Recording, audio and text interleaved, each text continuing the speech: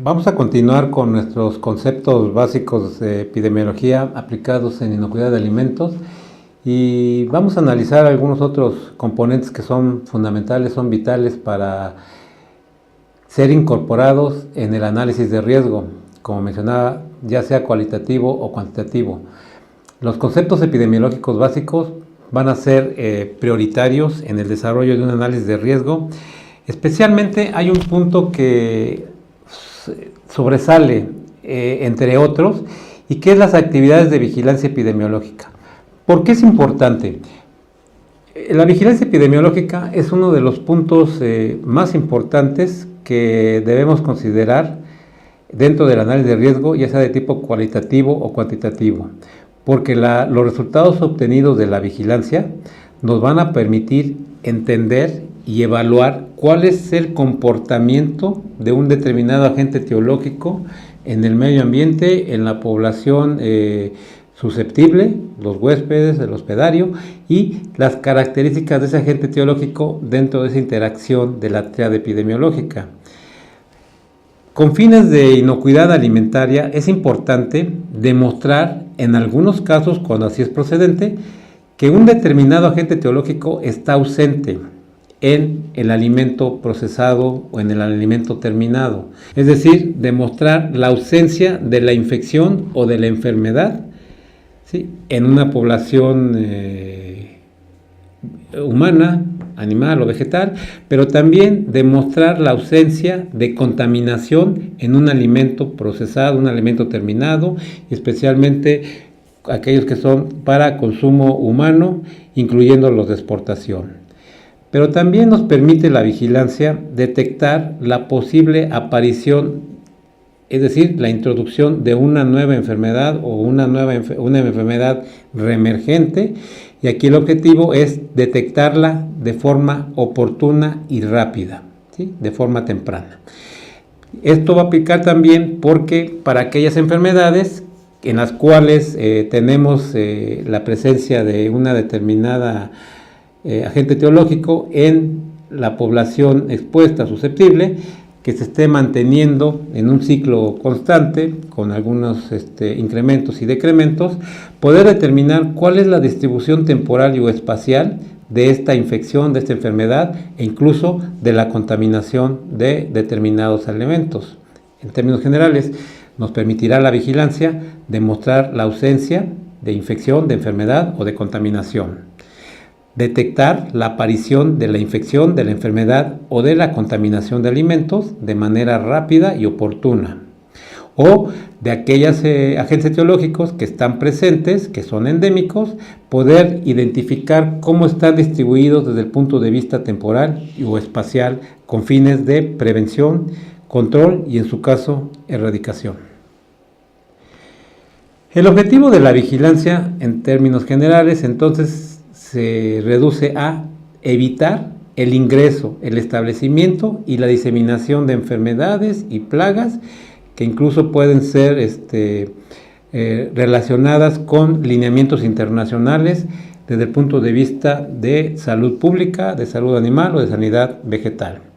Y la meta dentro de los programas de vigilancia, que vamos a ver los diferentes tipos de vigilancia que tenemos, es conservar el estatus sanitario que tenemos en una determinada población y dentro de una zona geográfica específica, y mejorar la situación sanitaria de otros agentes etiológicos o incluso del mismo que tenemos bajo estudio, ampliando su cobertura geográfica.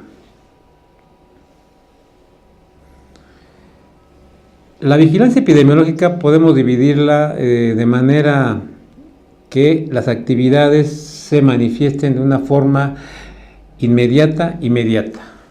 De manera mediata, vamos a determinar cuál es la magnitud, la trascendencia y la modalidad de presentación de determinados agentes etiológicos en la población susceptible o expuesta dentro de esa tríada epidemiológica, es decir, cómo se mueve el agente etiológico con respecto al huésped u hospedero y su vinculación con el medio ambiente, de tal forma que estos resultados también nos permitan proponer alternativas para su prevención, para su control y su erradicación según sea el caso.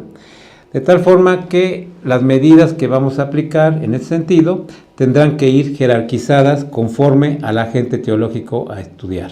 Es decir, no podemos analizar y mantener bajo vigilancia epidemiológica a todos los agentes etiológicos de los cuales como población humana seamos susceptibles, sino de aquellos que realmente representan un riesgo inminente en cuestión de salud pública. Entonces, vamos a jerarquizar aquellos problemas que tengan un alto impacto en salud pública, en el caso de inocuidad de alimentos, y por supuesto aquellos que nos van a pedir nuestros socios comerciales con fines de exportación.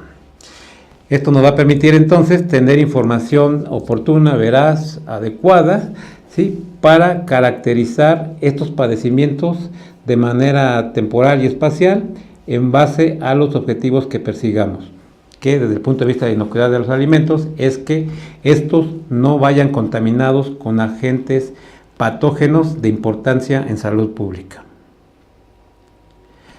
La vigilancia epidemiológica mediata, entonces, nos va a poder permitir disponer de información técnica, científica, que esté vinculada con el agente etiológico bajo observación, bajo vigilancia, así como su población susceptible, y que esto nos va a permitir evaluar los programas que ya tenemos implementados, es decir, poder determinar si vamos bien, vamos mal, qué modificamos, qué reestructuramos, qué eliminamos o qué añadimos a nuestros programas sanitarios y fitosanitarios. De esta forma, una vez que hacemos ajustes con oportunidad, pues los vamos a hacer los ajustes en función del objetivo que nos planteamos inicialmente y cuáles son aquellas metas que queremos alcanzar, con el fin de, en términos generales, controlar las infecciones, las enfermedades que son transmisibles por alimentos para beneficio de la salud pública. Existen dos tipos de vigilancia epidemiológica, la activa y la pasiva. La activa, hemos mencionado que se enfoca a la búsqueda de información mediante estudios epidemiológicos, encuestas específicas, investigaciones epidemiológicas que nos van a permitir tener una vigilancia activa, así como establecer tamaños de muestreos epidemiológicos estadísticamente representativos de la población susceptible o expuesta a un determinado riesgo, pero basadas en procesos estadísticos que nos garanticen su representatividad en la población que vamos a analizar. La pasiva se refiere a aquella información que es notificada por los afectados y que en este caso los sectores involucrados con esta vigilancia, que principalmente es el sector oficial, el sector de salud pública o de salud animal o de sanidad vegetal, pues va a ser la notificación que tengamos de los productores, de las poblaciones que estén expuestas a un determinado riesgo de la presencia de un agente etiológico específico, así como a la información que ya está preexistente, es decir, que hay informes, que hay reportes que ya se han dado en determinados documentos y que son analizados también de una manera pasiva porque están ahí presentes, ¿sí? Entonces, es la diferencia entre una vigilancia activa y pasiva. La primera, buscamos la situación epidemiológica del agente etiológico. En la segunda, la pasiva, estamos receptivos a que nos notifiquen esas características, esa situación de ese agente etiológico. Decíamos que el muestreo epidemiológico es fundamental, ¿sí? La vigilancia epidemiológica sin un muestreo como que no está completa, son procesos complementarios. Este proceso de muestreo epidemiológico, mencionábamos, tiene que tener un diseño estadístico que sea representativo de lo que vamos a buscar, de lo que vamos a analizar, para que nuestros resultados o conclusiones sean veraces y sean oportunas conforme a la población que estamos analizando, porque nosotros vamos a derivar dentro de los resultados de nuestro muestreo estadístico, ¿sí?, su aplicación o sus resultados, ¿sí?, a la población total expuesta, dado que no siempre podemos muestrear a toda la población expuesta o bajo riesgo. Existen otros puntos que son necesarios considerar en un muestreo epidemiológico y corresponden a su implementación. Su implementación tiene que considerar, entre otros factores, el tipo de muestra que vamos a obtener. Obviamente que determinamos la población expuesta. La toma de muestras, ¿quién la va a hacer? ¿Cuándo la va a hacer? ¿Dónde la va a hacer? Decíamos que tipo de muestra, ¿sí? Pero también cuánta muestra, ¿sí? ¿Cómo la voy a obtener? ¿Cómo la voy a conservar? ¿Y cómo la voy a enviar al laboratorio? Y dentro del laboratorio, ¿cómo va a venir su diagnóstico? Es decir, ¿qué técnica diagnóstica se va a utilizar? Esta parte también son fundamentales en el análisis de riesgo, dado que los resultados de vigilancia epidemiológica se van a sustentar esencialmente en este diseño estadístico y la representatividad del tamaño de muestra en la población susceptible y expuesta. Esto conjuntamente con las técnicas diagnósticas, es decir, que corresponden, entre otros puntos, a su sensibilidad y su especificidad. El analista de riesgo también tiene que determinar cuál es la probabilidad que alguna muestra o fue mal tomada o no estaba contaminada, o si era un organismo vivo, no estaba en ese momento infectado o infestado, y obviamente los resultados, aunque sean negativos, no corresponden a que esa unidad de producción, a esa unidad de proceso, ¿sí?, sea negativa a la infección o a la contaminación. Y también su interpretación. Un resultado positivo a una determinada técnica diagnóstica no necesariamente desde el punto de vista epidemiológico nos indica que esté la población infectada o que esté la muestra contaminada. Dentro del diseño estadístico debemos de catalogar diferentes factores que nos van a determinar una adecuada estimación de la muestra. Es decir, los factores vinculados con la variación de la población.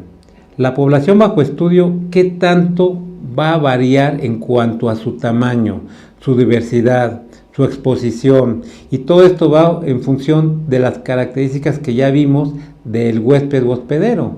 ¿Sí? Aquí en el caso de inocuidad de alimentos incluiríamos, entre otras, sus características de hábitos, de costumbres, de idiosincrasia, de el tipo de alimentos que son propios de una determinada región, de un determinado país, sus hábitos de consumo, ¿sí?, si son productos crudos, cocidos, semicocidos, etcétera. ¿Qué tanto va a variar la población para este tipo de análisis o diseño estadístico?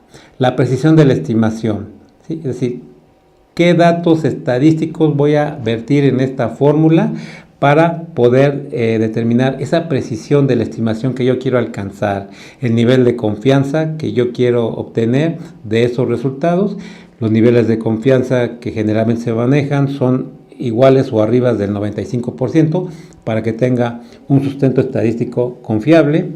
El tamaño de la población, no es lo mismo una población expuesta a una intoxicación por alimentos en una fiesta, ¿sí?, que es una población expuesta a un alimento contaminado en una cadena de restaurantes, ¿sí? Los recursos que tenemos para poder llevar a cabo el diseño estadístico, la estimación de la muestra y la obtención de la misma, ¿sí? Es decir, estos recursos van desde los económicos, los materiales, los humanos, etc. Ahora, el tipo de muestreo epidemiológico que podemos realizar va en función de dos grandes variantes. Detectar la presencia o ausencia del agente etiológico, es decir, existe o no existe, hay o no hay. No quiero saber cuánto hay, sencillamente si en la muestra obtenida existe el agente etiológico o no existe. Es decir, si hay una listeria, un E. coli, algún parásito, algún residuo tóxico, es decir, quiero saber si en esa muestra analizada está presente o no está presente. El otro tipo de muestreo se va sobre la presencia, ese fue para la presencia o ausencia del agente. El otro se enfoca a la prevalencia, es decir, ya sé que existe, pero quiero saber cuánto hay y cómo está distribuido, ¿sí?, en esa población expuesta. Aquí, aunque ya sé, lo que quiero saber es cuánto hay. Y esto es muy aplicable en inocuidad de alimentos cuando tenemos límites límites de determinados residuos tóxicos, límites de colonias de coliformes, etcétera, donde ya sé que puedo encontrar, pero quiero saber qué tanto hay y hasta dónde llega, ¿sí? Si no está rebasando los límites y qué tan distribuido está en la zona de producción, ya sea de animales o de vegetales, plantas, etcétera, o incluso en poblaciones humanas, ¿no?